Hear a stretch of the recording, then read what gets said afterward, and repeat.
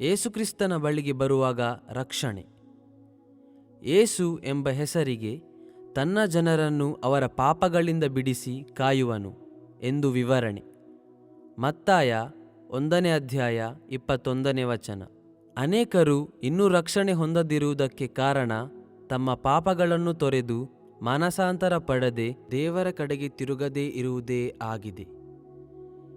ದುಷ್ಟನ ಸಾವಿನಲ್ಲಿ ನನಗೆ ಲೇಷವಾದರೂ ಸಂತೋಷವುಂಟೋ?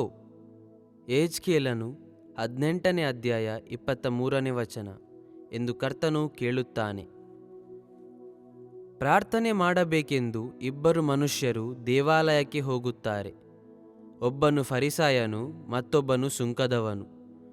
ಫರಿಸಾಯನು ತನ್ನ ಪ್ರಾರ್ಥನೆ, ಉಪವಾಸ, ಕಾಣಿಕೆಯ ವಿಷಯವಾಗಿ ಹೆಮ್ಮೆಪಟ್ಟುಕೊಳ್ಳುತ್ತಾನೆ. ಆದರೆ ಸುಂಕದವನು, ದೇವರೇ, ನಾನು ಪಾಪಿ, ನನ್ನನ್ನು ಕರುಣಿಸು ಎಂದು ಹೇಳುತ್ತಾ ತನ್ನನ್ನು ತಗ್ಗಿಸಿಕೊಳ್ಳುತ್ತಾನೆ. ಹೀಗೆ ಮಾನಸಾಂತರ ಪಟ್ಟು ತನ್ನನ್ನು ತಗ್ಗಿಸಿಕೊಂಡ ಸುಂಕದವನು ನೀತಿವಂತನೆನಿಸಿಕೊಂಡನು. ಆದರೆ ಹೆಮ್ಮೆಪಟ್ಟುಕೊಂಡ ಫರಿಸಾಯನು ನೀತಿವಂತನೆನಿಸಿಕೊಳ್ಳಲಿಲ್ಲ ಎಂದು ಕರ್ತನು ಹೇಳಿದ್ದಾನೆ. ಲೂಕ 18ನೇ ಅಧ್ಯಾಯ 10ರಿಂದ 14ನೇ ವಚನ. ನೀನು ಪಾಪಿ ಎಂದು ಯಾವಾಗ ನಿನ್ನ ಮನಸಾಕ್ಷಿ ಎಚ್ಚರಿಸುತ್ತದೆಯೋ ಆ ಕೂಡಲೇ ಯೇಸುಕ್ರಿಸ್ತನ ಬಳಿಗೆ ಬರಬೇಕು. ಕ್ರಿಸ್ತ ಯೇಸು ಪಾಪಿಗಳನ್ನು ರಕ್ಷಿಸುವುದಕ್ಕೋಸ್ಕರವೇ ಈ ಲೋಕಕ್ಕೆ ಬಂದನು. 1 ತಿಮೋತಿ 1ನೇ ಅಧ್ಯಾಯ 15ನೇ ವಚನ ಎಂದು ವಾಕ್ಯ ಹೇಳುತ್ತದೆ. ದೇವರ ಕಡೆಗೆ ತಿರುಗಿಕೊಳ್ಳಿರಿ ಎಂದು ನೀತಿವಂತರನ್ನು ಕರೆಯುವುದಕ್ಕೆ ನಾನು ಬಂದವನಲ್ಲ, ಪಾಪಿಗಳನ್ನು ಕರೆಯುವುದಕ್ಕೆ ಬಂದವನು ಎಂದು ಯೇಸುಸ್ವಾಮಿಯೇ ಹೇಳಿದ್ದಾನೆ. ಆದ್ದರಿಂದ ನಮ್ಮ ಪಾಪಗಳನ್ನು ಒಪ್ಪಿಕೊಂಡು ಅರಿಕೆ ಮಾಡಿದರೆ ಆತನು ನಂಬಿಗಸ್ತನೂ ನೀತಿವಂತನೂ ಆಗಿರುವುದರಿಂದ ನಮ್ಮ ಪಾಪಗಳನ್ನು ಕ್ಷಮಿಸಿಬಿಟ್ಟು ಸಕಲ ಅನೀತಿಯನ್ನು ಪರಿಹರಿಸಿ ನಮ್ಮನ್ನು ಶುದ್ಧಿ ಮಾಡುತ್ತಾನೆ. 1 ಯೋಹಾನ 1ನೇ ಅಧ್ಯಾಯ 9ನೇ ವಚನ. ದೇವರ ಕಡೆಗೆ ತಿರುಗಿಕೊಳ್ಳುವುದು ಅಂದರೆ ಕರ್ತನ ಆಜ್ಞೆಗಳನ್ನು ಮೀರಿ ಮಾಡುತ್ತಿದ್ದ ಅಪರಾಧಗಳನ್ನೆಲ್ಲ ಬಿಟ್ಟು ದೇವರ ಕಡೆಗೆ ತಿರುಗಿಕೊಳ್ಳುವುದು. ಸೈತಾನನಿಗೆ ವಿಧೇಯನಾಗಿ ಅವನ ಇಷ್ಟದಂತೆ ನಡೆದುಕೊಳ್ಳುತ್ತಿದ್ದ ನೀನು ಯೇಸುಸ್ವಾಮಿಗೆ ನಿನ್ನನ್ನು ಒಪ್ಪಿಸಿಕೊಡುವುದು. ನರಕದೆಡೆಗೆ ಧಾವಿಸುತ್ತಿರುವ ನೀನು ಸ್ವರ್ಗದೆಡೆಗೆ ತಿರುಗಿಕೊಳ್ಳುವುದು ಇದೇ ರಕ್ಷಣೆ. ಕ್ರಿಸ್ತೇಸುವಿನೊಂದಿಗೆ ಐಕ್ಯದಿಂದ ಜೀವಿಸುತ್ತಾ ಪಾಪದ ಪಾಲಿಗೆ ಸತ್ತು ದೇವರಿಗಾಗಿ ಜೀವಿಸುವಂಥದ್ದೇ ಆಗಿದೆ. ರೋಮಾಪುರದವರಿಗೆ 6ನೇ ಅಧ್ಯಾಯ 11ನೇ ವಚನ. ಪಾಪಿಗಳನ್ನು ರಕ್ಷಿಸುವುದಕ್ಕಾಗಿ ಈ ಲೋಕಕ್ಕೆ ಆತನು ಬಂದು ಶಿಲುಬೆಯ ಮೇಲೆ ತನ್ನನ್ನು ಅರ್ಪಿಸಿದ್ದಾನೆ. ನಾವು ಪಾಪದ ಪಾಲಿಗೆ ಸತ್ತು ನೀತಿವಂತರಾಗಿ ಜೀವಿಸುವಂತೆ ಆತನು ನಮ್ಮ ಪಾಪಗಳನ್ನು ತಾನೇ ತನ್ನ ದೇಹದಲ್ಲಿ ಹೊತ್ತುಕೊಂಡು ಮರಣದ ಕಂಬವನ್ನು ಏರಿದನು. 1 ಪೇತ್ರ 2ನೇ ಅಧ್ಯಾಯ 24ನೇ ವಚನ. ನಮ್ಮ ಪಾಪಗಳ ಪರಿಹಾರಕ್ಕಾಗಿಯೇ ಯೇಸುಕ್ರಿಸ್ತನು ಶಿಲುಬೆಯಲ್ಲಿ ಪ್ರಾಣ ಕೊಟ್ಟಿದ್ದಾನೆಂಬುದು ಸ್ಪಷ್ಟವಾಗುತ್ತದೆಯಲ್ಲವೇ? ಆತನಿಗೆ ಮಾತ್ರವೇ ನಮ್ಮ ಪಾಪಗಳನ್ನು ಕ್ಷಮಿಸಲು ಅಧಿಕಾರವುಂಟು. ನಿನ್ನ ಪಾಪಗಳ ನಿಮಿತ್ತ ಯೇಸುಕ್ರಿಸ್ತನಿಗೆ ಗಾಯವಾಯಿತು. ನಿನ್ನ ದ್ರೋಹಗಳ ದೆಸೆಯಿಂದ ಆತನು ಜಜ್ಜಲ್ಪಟ್ಟನು.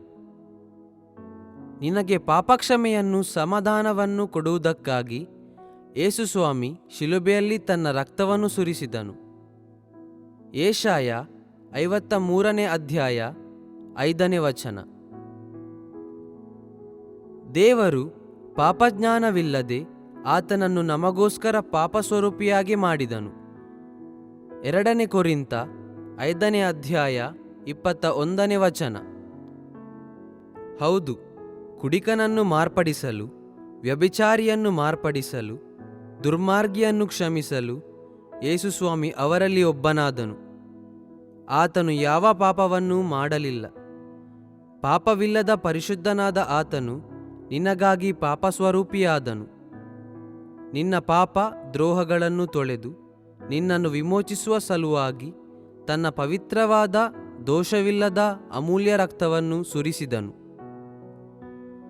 ಈ ರೀತಿಯಾದ ಕ್ರೂಜೆಯಲ್ಲಿ ಶ್ರಮೆಯನ್ನು ಅನುಭವಿಸಿ ರಕ್ಷಣೆಯನ್ನು ಪಾಪಕ್ಷಮೆಯನ್ನು ಸಂಪಾದಿಸಲು 2000 ವರ್ಷಗಳ ಹಿಂದೆ ತಾನೇ ಈ ಭೂಮಿಯಲ್ಲಿ ನರವತಾರವೆತ್ತಿ ಯೇಸು ಎಂಬ ಹೆಸರಿನಿಂದ ಮನುಷ್ಯರ ಮಧ್ಯೆ ವಾಸಿಸಿದನು. ಜನರಿಗೆ ಪರಲೋಕದ ಸುವಾರ್ತೆಯನ್ನು ಸಾರಿದನು. ಇಡೀ ಮಾನವ ಕುಲದ ವಿಮೋಚನಾರ್ಥವಾಗಿ ಯಜ್ಞದ ಕುರಿಮರಿಯಾಗಿ ಕ್ರೂಜಿಯಲ್ಲಿ ವಧಿಸಲ್ಪಟ್ಟನು. ಮೃತ್ಯುಂಜಯನಾಗಿ 3ನೇ ದಿನದಲ್ಲಿ ಜೀವಂತವಾಗಿ ಎದ್ದು ಬಂದನು. ಹೊರಗಿನ ತೋರಿಕೆಗೆ ಕಾಣುವಂಥ ದುರ್ಗುಣಗಳು ನಿನ್ನಲ್ಲಿಲ್ಲದಿರಬಹುದು, ಕೆಟ್ಟ ನಡತೆಯಾಗಲಿ ಇಲ್ಲದಿರಬಹುದು, ಆದರೆ ನೀತಿವಂತನೂ ಇಲ್ಲ, ಒಬ್ಬನಾದರೂ ಇಲ್ಲ ಎಂದು ಸತ್ಯವೇದವೇ ಹೇಳುತ್ತದೆ. ಆದ್ದರಿಂದ ಕರ್ತನಾದ ಯೇಸುಕ್ರಿಸ್ತನೇ ನಿನ್ನ ಪಾಪಕ್ಕೆ ಪರಿಹಾರ ಎಂದು ಅರಿತವನಾಗಿ ಆತನನ್ನು ನಿನ್ನ ಸ್ವಂತ ರಕ್ಷಕನನ್ನಾಗಿ ಅಂಗೀಕರಿಸಿಕೋ. ಪಾಪ ಮಾಡಿದ್ದರಿಂದ ನಾವು ದೇವರಿಗೆ ವಿರೋಧಿಗಳಾದೆವು. ನಮ್ಮನ್ನು ದೇವರೊಂದಿಗೆ ಸಂಧಾನಪಡಿಸಲು ಯೇಸುಕ್ರಿಸ್ತನು ಮಧ್ಯಸ್ಥನಾಗಿ ಬಂದನು. ಶಿಲುಬೆಯಲ್ಲಿ ಸುರಿಸಿದ ಆತನ ಪವಿತ್ರವಾದ ರಕ್ತವು ಎಲ್ಲ ಪಾಪಗಳನ್ನು ಅಗಲಿಸಿ ನಮ್ಮನ್ನು ಶುದ್ಧೀಕರಿಸುತ್ತದೆ. ಈಗ ನಿನ್ನ ಪಾಪಗಳನ್ನು ಕುರಿತು ಅರಿತುಕೊಂಡಿದ್ದಿ. ನೀನು ಪಾಪಿ ಎಂದು ನಿನ್ನ ಮನಸಾಕ್ಷಿಯೇ ನಿನಗೆ ಹೇಳುತ್ತದೆ. ಇದರಿಂದ ನಿನ್ನಲ್ಲಿ ಮಾನಸಾಂತರವೂ ಉಂಟಾಗಿದೆ. ಆದ್ದರಿಂದ ಮುಂದುವರಿದ ಆತನಲ್ಲಿ ನಿನ್ನ ಪಾಪಗಳನ್ನೆಲ್ಲ ಅರಿಕೆ ಮಾಡಿಕೊ. ನಿನ್ನ ಮನಸ್ಸಿನಲ್ಲಿ ನಿನ್ನ ಗ್ರಹಿಕೆಗೆ ಬರುವಂಥ ಎಲ್ಲವನ್ನೂ ಅರಿಕೆ ಮಾಡಿಕೊ. ಪಾಪಗಳನ್ನು ಮನಸ್ಸಿನಲ್ಲಿಯೇ ಇಟ್ಟುಕೊಂಡು ನನ್ನ ಪಾಪಗಳನ್ನು ಕ್ಷಮಿಸು ಎಂದು ಕೇಳಿಕೊಳ್ಳದೆ ಪಶ್ಚಾತ್ತಾಪದಿಂದ ಇನ್ನು ಮೇಲೆ ಇಂಥ ಪಾಪಗಳನ್ನು ಮಾಡುವುದಿಲ್ಲವೆಂದು ತೀರ್ಮಾನದೊಂದಿಗೆ ಅರಿಕೆ ಮಾಡಿ ಆನಂತರ ಕ್ಷಮಿಸುವಂತೆ ಬೇಡಿಕೊ. ಯಾರೊಂದಿಗಾದರೂ ವಿರೋಧವಿದ್ದರೆ ಅವರೊಂದಿಗೆ ಸಂಧಾನ ಮಾಡಿಕೊ. ಮನಸ್ಸಲ್ಲಿ ವಿರೋಧವನ್ನು ಕಹಿಯನ್ನು ಇಟ್ಟುಕೊಂಡು ಕ್ಷಮೆ ಕೇಳುವುದನ್ನು ದೇವರು ಮೆಚ್ಚುವುದಿಲ್ಲ. ಹೃದಯದಿಂದ ನಂಬುವುದರ ಮೂಲಕ ನೀತಿಯು ದೊರಕುತ್ತದೆ, ಬಾಯಿಂದ ಅರಿಕೆ ಮಾಡುವುದರ ಮೂಲಕ ರಕ್ಷಣೆಯಾಗುತ್ತದೆ. ರೋಮಾಪುರದವರಿಗೆ 10ನೇ ಅಧ್ಯಾಯ 10ನೇ ವಚನ. ಪ್ರಿಯ ದೇವಮಗುವೆ, ನೀನು ರಕ್ಷಿಸಲ್ಪಟ್ಟು ದೇವರ ಮಗುವಾಗಿ ಮಾರ್ಪಡಿಸಬೇಕೆಂಬುದಕ್ಕಾಗಿಯೇ ಇಂದು ಈ ಸಂದೇಶ ನಿನಗೆ ಬಂದಿದೆ. ನಿನಗಾಗಿ ಯೇಸು ಸ್ವಾಮಿಯು ಕಲ್ವಾರಿ ಶಿಲುಬೆಯಲ್ಲಿ ಸಂಪಾದಿಸಿದ ರಕ್ಷಣೆಯನ್ನು ನೀನು ಯಾಕೆ ಹೊಂದಿಕೊಳ್ಳಬಾರದು? ಯೇಸುಸ್ವಾಮಿಯ ಪಾದದಲ್ಲಿ ಅಡ್ಡಬಿದ್ದು ನಿನಗಾಗಿ ಪ್ರಾಣ ಕೊಟ್ಟಾತನ ಬಳಿ, ಸ್ವಾಮಿ, ನಾನೊಬ್ಬ ಪಾಪಿ, ಇಂದು ನಿನ್ನ ಶಿಲುಬೆಯ ಬಳಿಗೆ ಬಂದಿದ್ದೇನೆ. ನನ್ನ ಪಾಪಗಳನ್ನೆಲ್ಲ ನಿನ್ನ ಪವಿತ್ರವಾದ ನಿನ್ನ ರಕ್ತದಿಂದ ತೊಳೆದು ನನ್ನನ್ನು ಶುದ್ಧೀಕರಿಸಿ ನಿನ್ನ ಮಗುವನ್ನಾಗಿ ಅಂಗೀಕರಿಸಿಕೋ ಸ್ವಾಮಿ ಎಂದು ಬೇಡಿಕೊಂಡು ನಿನ್ನ ಪಾಪಭಾರ ನೀಗಿ ನಿನ್ನ ಹೃದಯ ಹಗುರವಾಗುವವರೆಗೆ, ನಿನ್ನ ಆತ್ಮದಲ್ಲಿ ದೈವಿಕ ಶಾಂತಿ ತುಂಬುವವರೆಗೆ ಕಣ್ಣೀರಿಂದ ತಗ್ಗಿದ ಹೃದಯದಿಂದ ಪ್ರಾರ್ಥನೆ ಮಾಡು. ಈಗ ಯೇಸುಕ್ರಿಸ್ತನು ನಿನ್ನ ಪಾಪಗಳನ್ನು ಕ್ಷಮಿಸಿದ್ದಾನೆ ಎಂಬ ನಂಬಿಕೆಯಿಂದ ಕರ್ತನನ್ನು ಸ್ತುತಿಸು. ಹೌದು, ನೀನು ಈಗ ದೇವರ ಮಗು. ನಿನ್ನ ಪಾಪಗಳು ಕಡುಕೆಂಪಾಗಿದ್ದರೂ ಹಿಮದ ಹಾಗೆ ಬಿಳುಪಾಗುವವು, ಕಿರಮಂಜಿ ಬಣ್ಣವಾಗಿದ್ದರೂ ನೀನು ಒಪ್ಪಿ ವಿಧೇಯನಾದರೆ ಮೇಲನ್ನು ಅನುಭವಿಸುವಿ. ಯೆಶಾಯ 1ನೇ ಅಧ್ಯಾಯ 18ನೇ ವಚನ 19ನೇ ವಚನ. ಆತನ ಮಗನಾದ ಯೇಸುಕ್ರಿಸ್ತನ ರಕ್ತವು ಸಕಲ ಪಾಪಗಳನ್ನು ನಿವಾರಣೆ ಮಾಡಿ ನಿನ್ನನ್ನು ಶುದ್ಧೀಕರಿಸಿದೆ. 1 ಯೋಹಾನ 1ನೇ ಅಧ್ಯಾಯ 7ನೇ ವಚನ. ಆದ್ದರಿಂದ ಕರ್ತನನ್ನು ಸ್ತುತಿಸು. ರಕ್ಷಣೆ ಎಂಬುದು ಹೊರಗಿನ ಒಂದು ಮಾರ್ಪಾಟು ಅಲ್ಲ, ಆಂತರ್ಯದಲ್ಲಿ ಉಂಟಾಗುವಂಥ ಒಂದು ಮಹತ್ತರವಾದ ಬದಲಾವಣೆಯಾಗಿದೆ.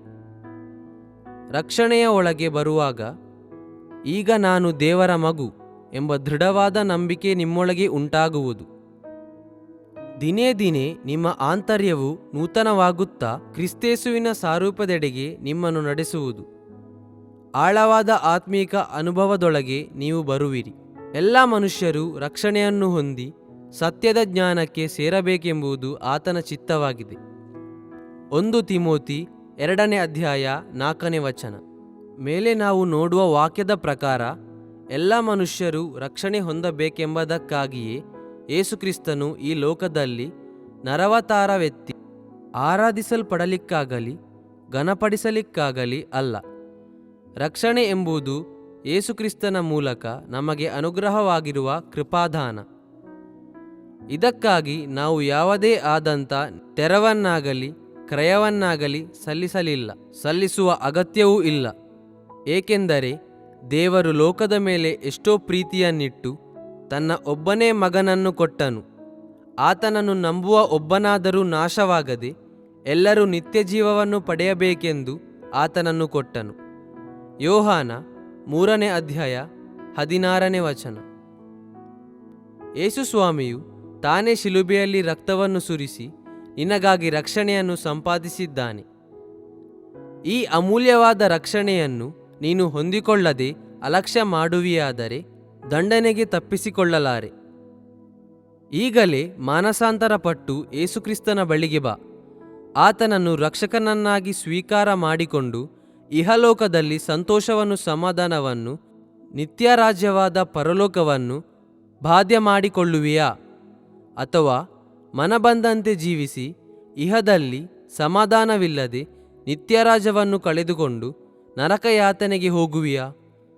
ಇಂದೇ ತೀರ್ಮಾನ ಮಾಡು. ಕಣ್ಣಿನಾಶೆ, ಬದುಕು ಬಾಳಿನ ಡಂಬ, ಈ ಮೊದಲಾದವುಗಳೆಲ್ಲವೂ ತಂದೆಯಿಂದ ಹುಟ್ಟದೆ ಲೋಕದಿಂದ ಹುಟ್ಟಿದವುಗಳಾಗಿವೆ. ಆದರೆ ದೇವರ ಚಿತ್ತವನ್ನು ನೆರವೇರಿಸುವವನು ಎಂದೆಂದೂ ಇರುವನು. ಯೋಹಾನ 2ನೇ ಅಧ್ಯಾಯ 16ನೇ ವಚನ. ಎಂದೆಂದಿಗೂ ಇರುವ ನಿತ್ಯರಾಜ್ಯಕ್ಕೆ ಬಾಧ್ಯನಾಗಲು ಈಗಲೇ ತೀರ್ಮಾನಿಸು. ಈ ಅತ್ಯಂತ ವಿಶೇಷವಾದ ರಕ್ಷಣೆಯನ್ನು ನಾವು ಅಲಕ್ಷ್ಯ ಮಾಡಿದರೆ ತಪ್ಪಿಸಿಕೊಳ್ಳುವುದು ಹೇಗೆ?